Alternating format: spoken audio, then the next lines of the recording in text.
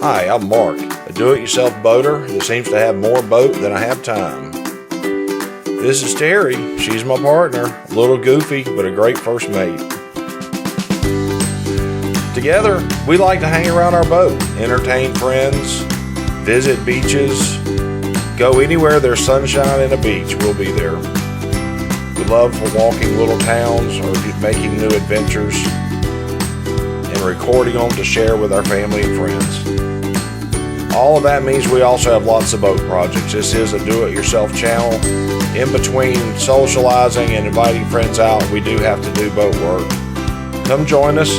Maybe you can see how we do it. It may not be the right way, but it's the way we do it, and we have a lot of fun. So come join us for an adventure.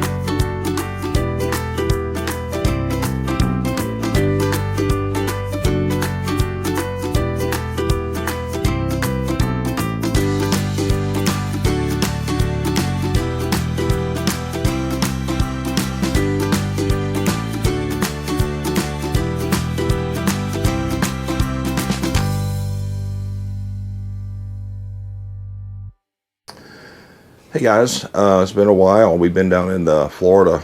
We're down in the Bahamas. Yeah. For a couple of weeks. Elbow Key, had a great time. Got the opportunity to spend a couple of weeks with Terry's daughter, Haley, and her son-in-law, Caden. Had a great interview with him while we were down there. We wanted to share that with you guys. The quality of the video was not the greatest. Had to move indoors and didn't have great lighting, and our audio was a little off. But had a great time interviewing content. Yeah, really great. Mark did an excellent job with the questions and kind of prompt us to keep the conversation going. And Haley and Caden definitely responded very well. And I think there is some valid, good commentary. And they give everybody, an idea of what it's like to actually live aboard their sailboat and sail around free. Yeah. So if you ever thought you wanted to do full-time live aboard, check this interview out with him. I think you'll learn a lot. And at the end, if you like the content, make sure and follow us and like the video. Peace out. Hey guys, welcome back to the channel. We're here in the Bahamas. We're on Elbow Key. We've been down here for a couple of weeks. I've been having a great time. We've been putting a couple of videos out. Hope you've seen some of those. But we have the great pleasure today to interview the crew of SV Isurus. That's really why we came down here, to run into these guys. This is Caden and Haley Bullion. And so they are the crew of SV Isurus.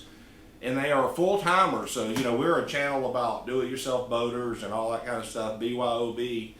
A full-time cruiser is the ultimate do-it-yourself. I mean, they don't hire anybody for anything, and so this will be a great interview and give us a chance to interact with these guys, maybe introduce them to you, and kind of get some feedback from them. So we did put some questions together and kind of go through this. Yeah, we've had a few drinks tonight, so if we get a little off track, don't worry about it. It'll all be fun. But first, let's just start with some easy questions. So tell us a little bit, how'd you guys meet, where you're from, that kind of stuff. Well, we met in church camp when we were in 8th grade, about 2008. Yeah, 2008. We're from Georgia, Gainesville, Brazelton area. We've been married for 4 years, together 11. We've had the boat for 3 years this month. And we've been in the Bahamas since January 21st. All right. And the boat's still floating. The boat's still floating. So a Georgia couple. Yep. Met and grew up in Georgia. That's exciting. Gainesville, Georgia. So you have a boat. Tell us about the boat and what. And so you can. What's the Isurus? Interesting name. Yep. So tell us about that. It's Isurus, Isurus. And it's the genus name of a mako shark, the fastest shark in the ocean. So we love sharks, and we like to sail fast. We try to sail fast. And it's a 1981 Tartan 42. Yeah. And she's sexy. Yeah, she's beautiful. She's Sexy, and so talking about sailboats. So we're cruisers. You know, people that watch our channel know we're on a cruiser, which speed is relative, right? So 30 miles an hour to us is fast. What is fast to a sailboat? How does Isurus do, and what's her speed kind of overall? I think our cruising speed's like 6 knots, so probably around, I don't know, 5 miles an hour. Like 5 miles an hour of pure thrill. Yeah. Not 30. Yeah. But Yeah. I mean, we can surf down at like 10 knots, which that's cooking. I mean, that's really moving. It's And terrifying. yeah, but it's still fun. Have y'all done that on your cruising over here or sailing over here to the Bahamas? We did it on the way from Eleuthera back over here.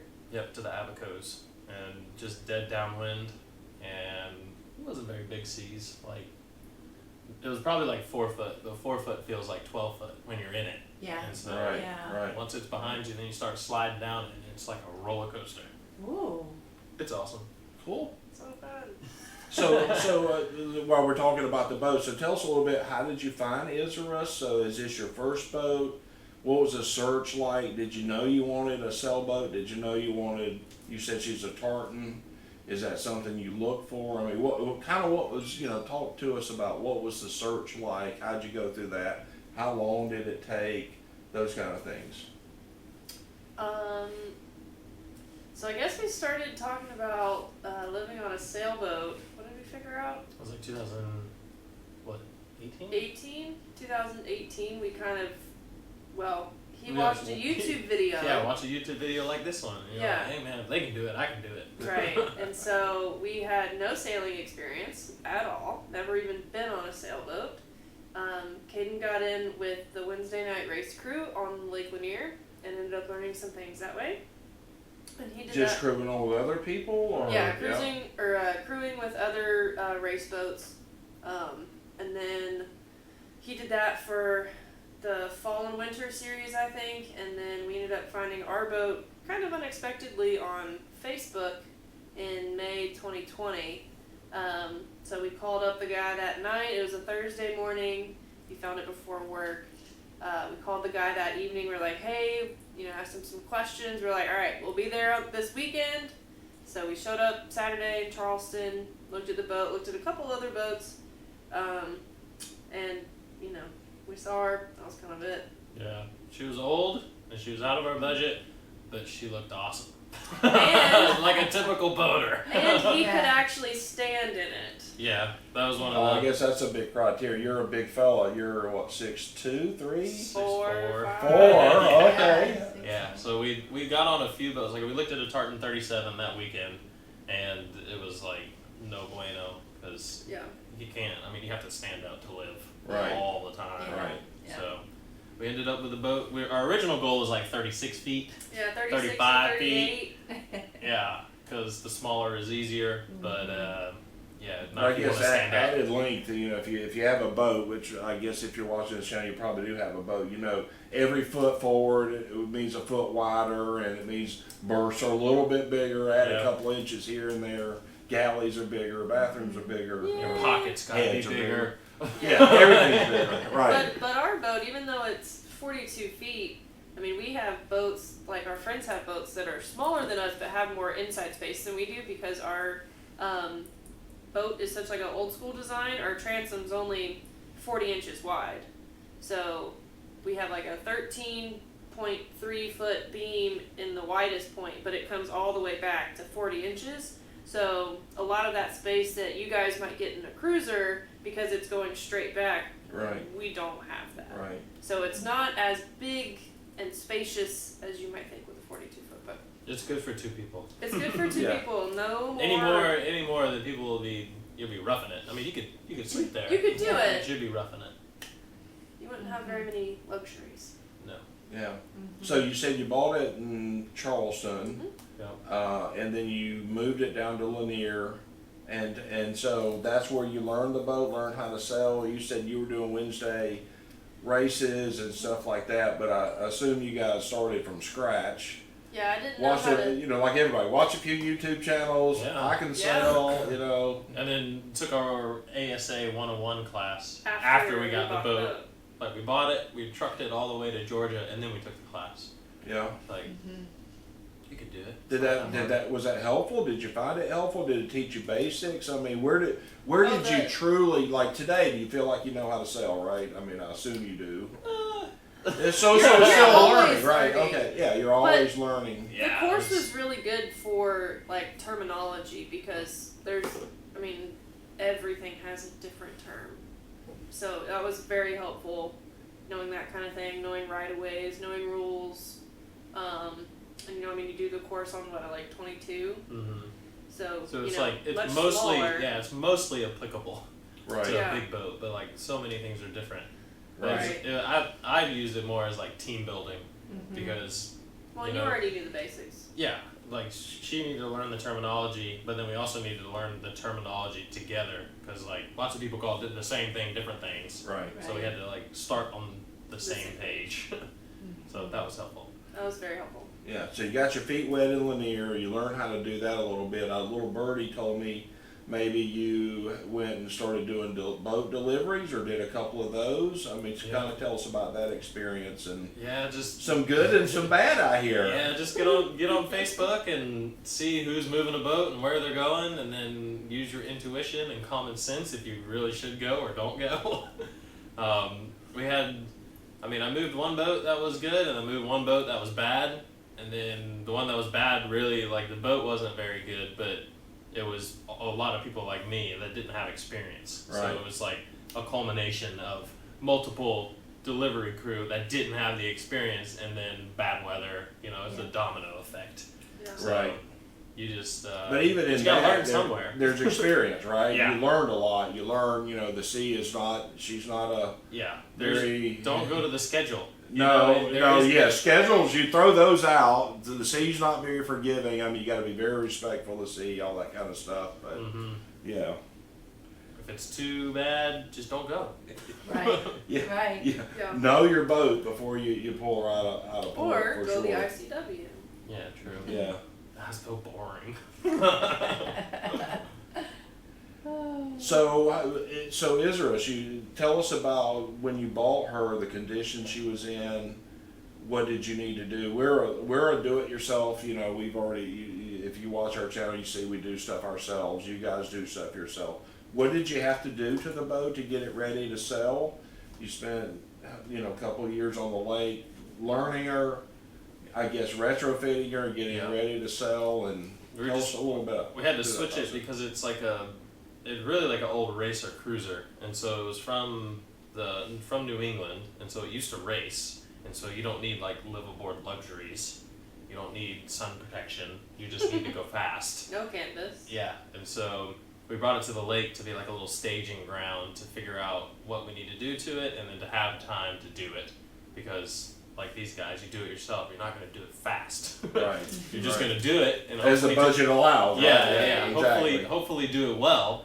And so we brought it there, and one of the reasons that we liked that one, or liked Isurus when we bought her, was that she was way more prepared than lots of other boats that are from 1981.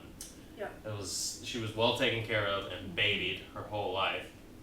And so we went into it as, we'll spend a little more money now, and then we don't have to, pay that in sweat equity later. Right. Which we wanted to do because we wanted to go, not be stuck in the boatyard like lots of people. We did a lot of stuff. Yeah. Yeah, we did all the canvas Yep. on the boat. We made our own stack pack, which is what you put on the boom that catches the sail when you drop it. We did our Dodger, our Bimini, and a few other smaller little projects like the little net bags and life sling covers. Windlass cover. Windlass cover. We fixed the cockpit cushion zippers. Little things like that we did sewing wise. But then Little things that all add up to yeah. $10,000 if you don't Right. do it. Right. Those don't sound like little things to me. First of all, let's Yeah. get that out there. Coming So in from your own somebody stack just had pack, your canvas I done. couldn't even imagine how you do that. Yeah, that was interesting. Thankfully, my mom just had her basement redone, and so before she could put any furniture in there, we decided to take it over with all of our sewing equipment. So that was really helpful. Very nice. Watch lots of Sailrite videos. Lots of Sailrite. So after you go videos. watch all their videos, then you can go check out Yeah. Sailrite's instructional videos, which are a lot less exciting than this one. Yeah. Yes, but informative. insanely helpful. Very informative. So we did the canvas stuff. We did, let's see, you did a lithium upgrade. Yeah, we did batteries, some like freshwater stuff. We had to do a bottom job on the hard. Yeah, we replaced the rigging. Oh yeah, we did replace the rigging. We Added did that ourselves. solar. You Added did that solar. yourself? Yeah. All yourself. Yep, Mass Everything And ourselves. added Mass solar. hasn't fallen off yet. Well, that's good. Yeah. And the solar you did from scratch, or was there a solar system in there? Nothing. Started Nothing. from scratch. Yeah, I mean, and all this like retrofitting and upgrading, we call it refitting because we were like refitting an old boat was to Right. make it livable. You know, you can pull off having an old boat and just like slumming around, Right. but if you're gonna like actually live on it full time and you need And to, be self-sustaining and not have to rely on being plugged in at a marina. yeah, if you need to Right. charge a laptop, then you gotta have something going on. Yeah. So, Right. Yeah.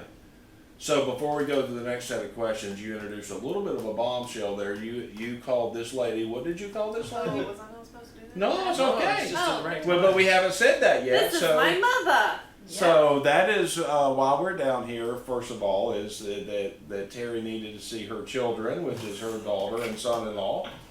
But we also are having a blast. We're at Elbow Reef, which is a new resort in the Keys here, and it's just amazing.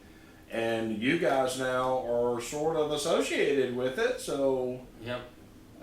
you met. So tell us. So we haven't talked about that yet. So tell us how you got to meet the owners of Elbow Reef and all that, because it kind of ties into what we're talking about. Yeah, so the owners of the establishment we are in now are our PO, our previous owner of our boat. So we bought our boat from the people who own this place. Right. And so we got it in 2020, and we told them, we went to Charleston. They only had 2 daughters then. And we were like, we're going to get this boat, and we're going to put it on Lake Lanier in the middle of Georgia for 2 years, and then we're going to come see you in Hopetown, Abacos. And they were like, yeah, that's exciting. Probably like, yeah, we're definitely not going to see them ever again. It's just going to stay on Lake Lanier. And yeah, we got here like what, 2.5 years? January. Oh yeah. It was But a we little got- over 2 years. We got the but boat in June. We got here in January. that's so before I 2.5 knew about years. hurricane season, so I couldn't do math right. Right. Right. Can't just show up 2 years later from Yeah. May. So Yeah. yeah, we got here. Wow, so exciting. So just one final question about this before we go to our next kind of series of questions. So why did you pick the Bahamas, and is it just it's so close to Georgia? It's like the natural start, or is there Yeah. been an affinity for the Bahamas for a while? No, not really. It is close to Georgia, mainly close to Florida's coast. But really, this is kind of like cruising training wheels. So most people who buy a sailboat don't have a lot of experience. They come here first to kind of get a feel for what it's like. So some people end up coming to the Bahamas with dreams of like going around the world. And they don't get further than Georgetown and the Exumas. So we're hoping that's not us, because we do want to go further than that. But like I was saying, it's just a great place to learn. Consistent wind, not terrible tides.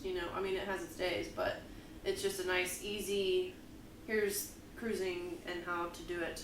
In open water. So- Yeah. Right. So just real quick. So what is your circle of navigation so far? So you hit the Bahamas. How far south have you gone? What islands have you visited? We went from Fort Pierce is where we left. Well, we did. We put in at Green Cove Springs, just south of Jacksonville. Went up the St. Johns River, went down the ICW to St. Augustine, Florida, and then from St. Augustine we went to Fort Pierce. Yep. And then we came out and it went further down on the outside because the wind was just blowing right out of the south. So we just motored into the wind, and then we cut. For 10 hours. Yeah, cut a hard turn to port and went straight east to Great Sail Key. Checked in at Green Turtle Key, and then we got here in January and stayed here for 6 weeks. It's like got here and then sat still, Yeah. and then ended up going to Spanish Wells. So we went from here to Spanish Wells. We did Eleuthera. Had some interesting anchoring times in Eleuthera. And then we did the Exumas. Got as far south as Ordric Wells. Roderick Wells. And then kind of bebopped around there for a little bit. And then We were mowing the lawn. What do they call it down here? Oh, is that really? Yeah, I haven't go heard back that and forth. term before. Yeah. Back up, you go to this island, you go back to that island, then you go back to this island, then back to that island. Oh. And Yeah, do you you go meet home. people the whole time, or you just stopping at Yeah. beaches and Yeah, doing I the mean, little sunset drinks and go to the next one? Or what's that lifestyle like? yeah, we're kind of like I would like the antisocial one. I want to have good, safe anchoring where I can Yeah. sleep and not bump into anybody. Yeah, And that's so like me. we love to see people, but it's also don't like, anchor next to us. yeah, I'll dinghy a long way to go hang out with somebody if I know the boat's like not being messed with over there. Because then you just leave it all day and not worry Right. about it. Yeah. And so if there's a big congregation of boats, we'll usually be like on the very outside, Yeah. like in the really bumpy water and a lot of wind. Just like we'd rather ride through that with a big anchor than have to go over That's there right. and Yeah. worry about swinging into somebody. So Yeah, But I don't think anybody's ever going to call you antisocial. You're a That's very social person. Both of you seem to be very we're antisocial anchorers. anchors. Okay, Yeah. let's just clarify that. Yeah. Okay. That was another awesome upgrade that we did. Was we upped our anchor to a 65-pound mantis, and we sleep like babies. Oh yeah, that's awesome. It's Yeah. the best anchor. So I good. think it's been anchored off of Tahiti Beach in Hopetown for what, like 4 weeks now? 5 weeks? Maybe 4 weeks. Yeah, a week before they got here. They've been here 2 weeks, so 3 weeks. 3 weeks. Yeah. 3 weeks, and it's still in the same spot on the map. Right. Yeah. As like we are, anchoring is our biggest fear when we do something, because on a lake you never know what the bottom is. Yeah. Yeah. Maybe a Not little more good sand. consistent here, Oh, but well, at least you can see the bottom here, Right, so you can be like, right. oh look, sand patch, and you can kind of drop it, our best hope is that we hook into an old fence line or something. Oh gosh. an Yeah. old Old bed frame. Yeah. So that's awesome. So let's shift gears a little bit and talk about the lifestyle of being a cruiser and what that's like. So what inspired you guys to do this in the first place? And is it a lifestyle you think that you would recommend to other people? Go for it. So we kind of got into this just, not wanting to kind of follow the like normal lifestyle that most people have. So we both went to college, both graduated with degrees. We got out, we both got corporate jobs. It was terrible. We won't mention the employer. No, I wasn't let's gonna not mention do it. that. I wasn't going to. Thank you But for that. desk jobs are just not our style. And, there's nothing that's written in stone that says you have to go to school and then get a job and work until you're 65 and then enjoy the few years that you might have after retirement if you make it there. So, I think our goal was really to live simply, not have a lot of things like holding us down, tying us back. So even our first house was a tiny house. It was only 320 square feet. We had it on some property that, allowed us to save a lot of money and, have opportunities that we probably wouldn't have had if we would have tried to buy a house, get a mortgage, that kind of thing. So we kind of just decided one day that, we could do this and we could make it work. So once we put our mind to it, we really just worked really hard with like budgeting and making sure that we had the money to go about doing what we needed to do. And then just trying to learn as we went, really. So yeah, I think that's really kind of like the main driver is, you're not guaranteed tomorrow. You don't know if you're going to make it to retirement. And if you do, you might have a lot of like physical complications or, Right. medical issues or whatever that don't allow you to go and do all these grand plans that you thought you had when you were younger. So Yeah, it's an interesting perspective from younger people versus your mom and I's generation. We were clearly taught go to school, get a job, spend work well, your they still work teach your career, that. And I would imagine a lot of your friends, you went to college, you both went to college. What major? What was your major? Majored in ecology. Ecology? In biology. Biology? Yeah. And so I would assume a lot of your college friends are now pursuing that corporate Yep. kind of, they're We are out there. definitely the oddballs out of all of our friends. Yeah. But not in a bad way. I mean, No, everybody, not at all. like almost everybody we talk to is always They're probably like, oh, all man. jealous, Yeah, right? like I wish I could do that, and it's like, well, you can. You just Yeah. have to kind of put your mind to it. You just gotta commit to it. Yeah. Like, people can do so much more than they think that they can Right. do, but Right. it's not gonna be easy. And you get trapped in this bubble of what's around you, and you Mhm. think that's a norm, and you don't even realize That what's there's a beyond your own whole- bubble. Right. Whole bunch of people that do this lifestyle. People like easy. Mm-hmm. Yeah. If it was easy, everybody'd be doing it. Right. So you They're not. you mentioned a little bit. You said you mentioned a tiny house. So you guys were preparing. Living on a sailboat is obviously very small space. Living on any boat, unless you're a bajillionaire or something, and you got a 120 foot or 120 meter super yacht. But living on a boat typically for most of us is a very cramped space. That Mm-hmm. not a concern for you guys. Did you came from a tiny house? Was that a natural stepping stone? So the tiny house is actually like smaller than the boat. So Oh, our, wow. our tiny house was only 25 feet long. 25 feet long. Our boat's 42.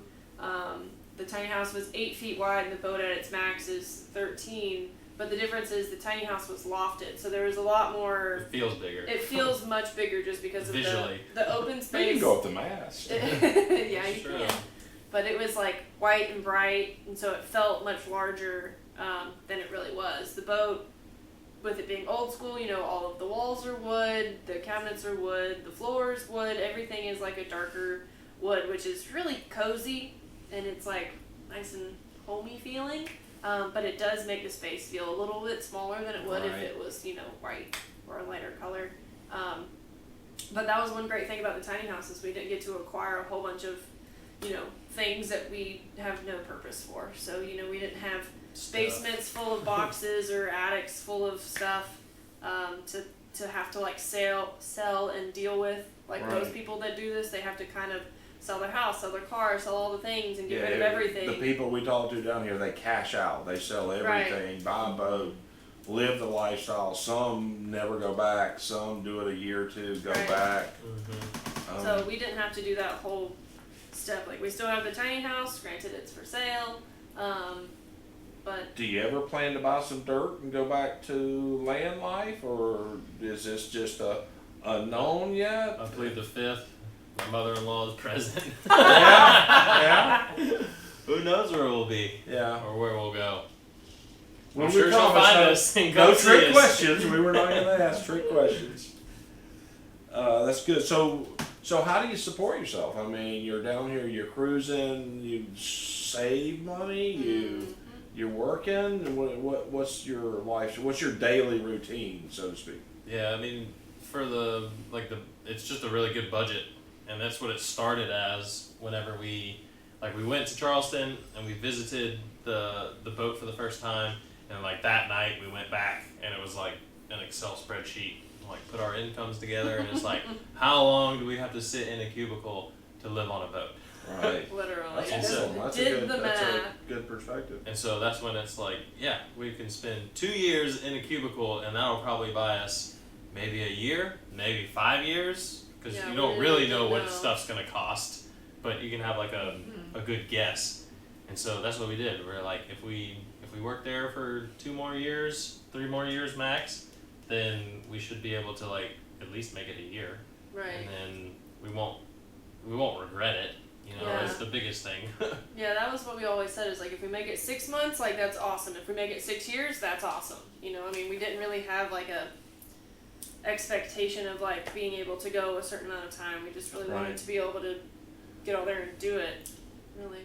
I do Yeah. know that you guys have a trophy together, though. That you talk about the scariest sailing in St. Augustine. Y'all did the Oh. regatta Oh, in St. God. Augustine, Oh yeah. and because you came back black and blue on this side, and you hadn't eaten food in 3 days because keep anything down. Yeah, that is And the true. weather was probably the worst we'd ever seen for spring break, and y'all out there sailboat racing. Yeah, that was We bad. got first. Got first That's all that place. mattered. I mean, I threw up at like the 57-minute mark. You know, Yeah. Yeah. right out of the gates. And I got thrown in the boat and landed on the corner of the nav desk, so that was fun. But That's again, an that's experience. experience, you know, that we talk Oh about. yeah, What it's not great. to do. It's a great experience. Yeah. And just FYI, refrigerator lids can chop off sink faucets. Oh yeah, that's happened. That happened on that boat, right? Yeah, that was when I flew across the boat. Yeah. Crazy. That was fun. So another, just for each of you, dream destination to sail to. She says Bonaire, I say Norway. No. She don't answer for herself. You Well, answer. we already know these We know. destinations. Oh, We yeah. talk about it. I say Norway. What do you say? Norway. I say Bonaire. Yes. On air. Even though I really, I think I'm branching out a little bit, I do still really want to go there. Yeah, I mean, you've seen all these beaches and palm trees. There's going to be cactus and palm trees there. There ain't no palm trees. No, cactus and beaches, sorry. That's what I meant to It's say. like, there's no palm trees there. No, this is a Um, desert. No, but I think like I don't know, there's a few places. If we go to Norway, I want to go to Croatia for Yeah. sure. And then if we go the other way, like the French Polynesian Islands, it'd be amazing. French Polynesia would be cool. Yeah. They're really pretty. So, any advice for people your age that want to get into this lifestyle? What would you tell them? How would they start it? You know, just any kind of advice you might give. I would Don't say- do it. No. Definitely do it. I would just say figure out if you want to do it before you start. Which is really, that's like the worst advice because that's the hardest part. Right. You don't know if you're going to enjoy it or if you know that you can do it. But really think about it because if you feel like even a little bit of, I think I can do it and I think I want to do it, then you probably can do it and you'll probably like doing it. Right. So just go for it. Yeah. Put your mind to it. You know, if you put your mind to something and you really want it, then you can make it happen.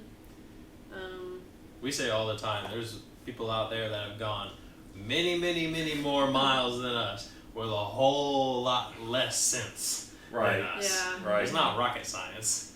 And I haven't seen, and we haven't met everybody in the universe, but I haven't seen anyone yet that said, "God, I wish I'd never made that decision." Mm-hmm. You know, Not about everybody going, seems for sure. right. It's certainly life changing. So, how do people keep up with you? You know, what you got? You want to plug a channel? Do you do YouTube? Do No. you do Instagram? We Facebook? do not do the YouTube. That's what we have you guys for. Yeah, with all of our millions of followers. Yes. Right. Maybe one day. You We never do. know. We do have an Instagram and a Facebook page. It's at Isurus Winds on Facebook. WINDS. Yes, winds like the wind outside. And then Instagram, same thing, at Isurus_winds on Instagram. We don't post too much, but just enough to keep everybody entertained Right. a bit. But that's not our goal with this. Was we didn't come into this wanting to make money on social media. We wanted to do it to enjoy it, and then just keep our friends and family updated with what we got. So. No, we don't have to text her. She just comes. Yeah. Awesome. Well, thanks for spending some time with us today. We really enjoyed it. Thanks for inviting us down here for this amazing resort and your help getting us this little stay here. We've certainly enjoyed it, and we hope you guys learned something from them today that maybe you can take back to your channel and make some decisions, do your own thing with your own boat. But thanks. We'll see you again next time. Bye. Bye, Felicia. Dinner time.